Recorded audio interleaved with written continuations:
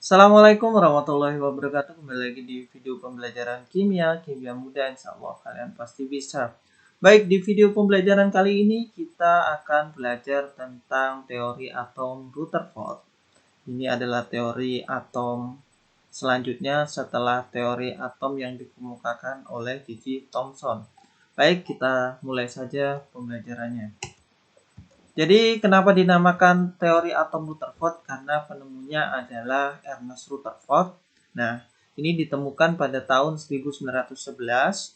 Model Rutherford dikenal sebagai modelnya seperti planet. Nah, jadi jika kemarin kita permodelan untuk atom Dalton, kita menggunakan bentuknya seperti bulat pecel. Jadi bulat pecel itu seperti bola tolak peluru. Dia bola yang bulat dan padat berisi.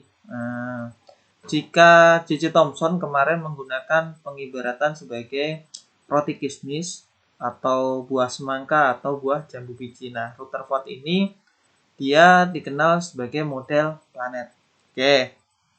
Jadi pemodelan atom Rutherford ini berdasarkan pada hasil eksperimen.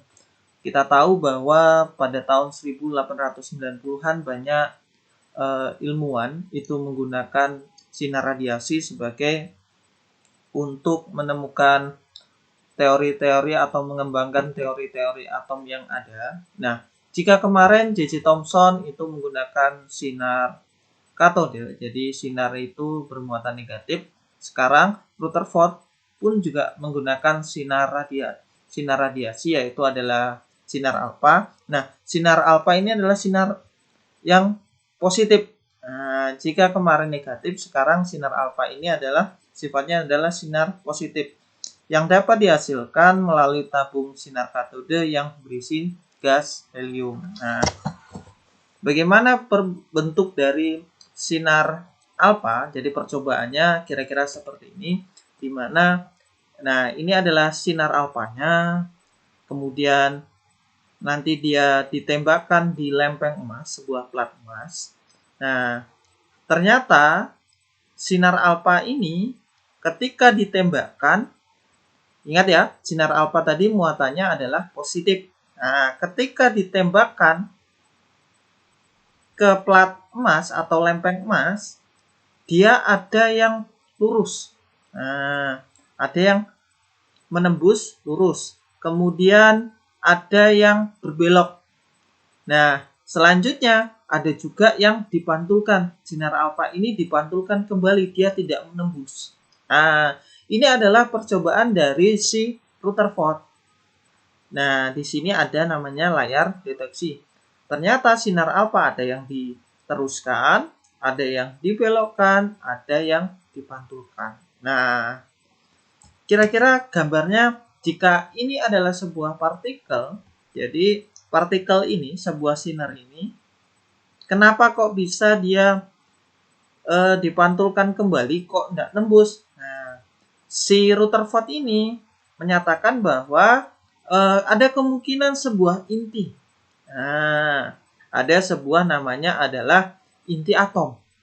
Inti atom ini kemungkinan dia bermuatan positif. Nah, lagi-lagi kita menggunakan konsep dari jika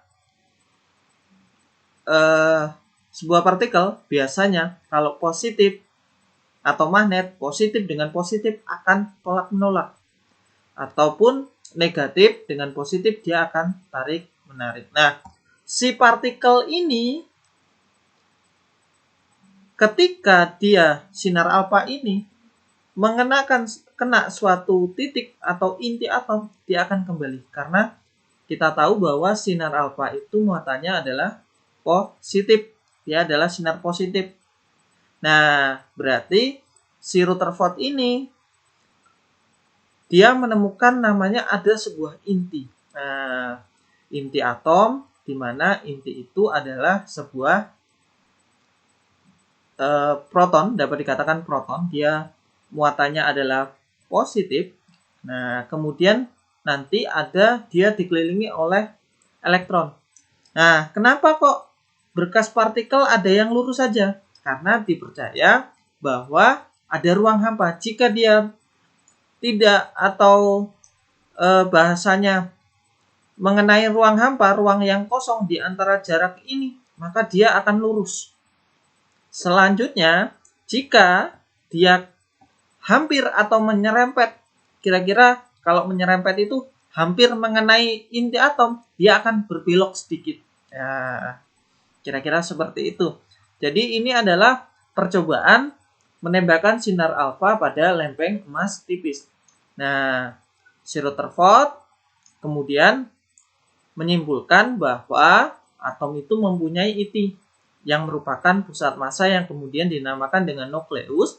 Jadi nukleus itu nanti ada sebuah partikel positif atau yang dinamakan proton dengan neutron atau yang partikel yang tidak ada isinya.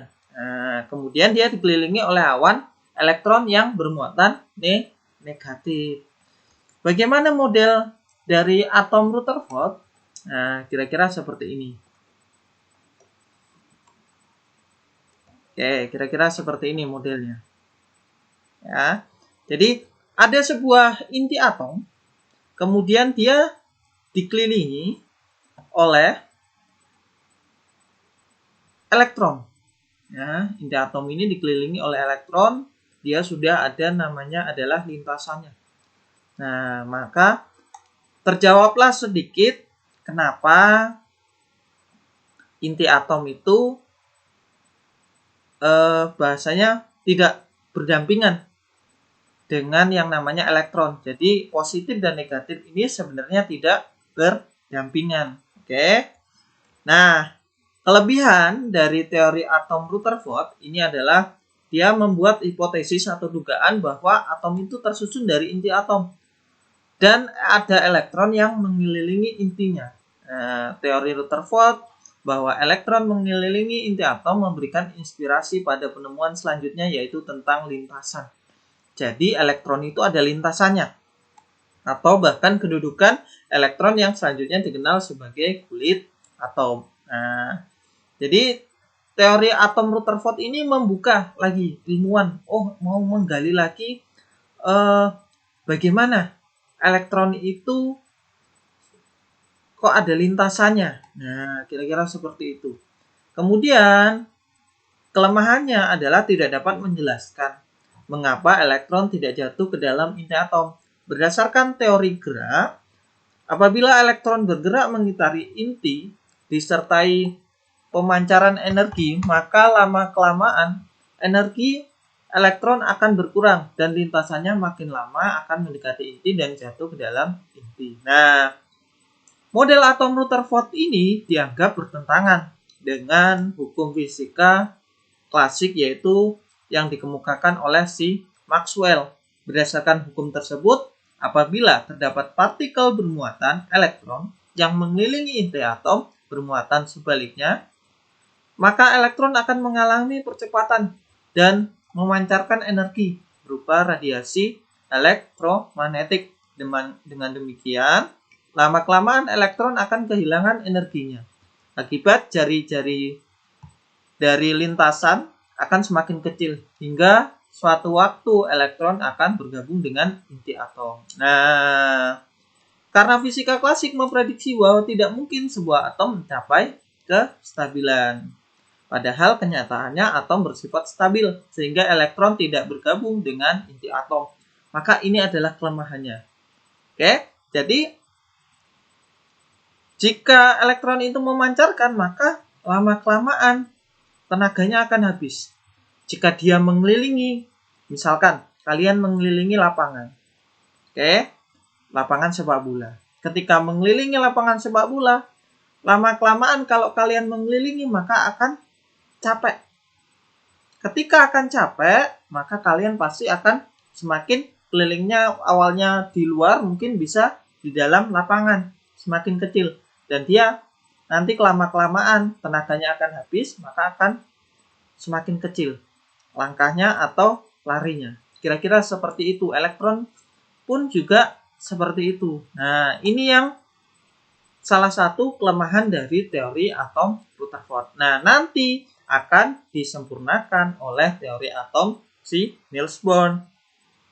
Niels Bohr ini adalah salah satu murid dari si J.J. Thomson. Nanti teori atom Niels Bohr akan kita bahas di video selanjutnya. Terima kasih.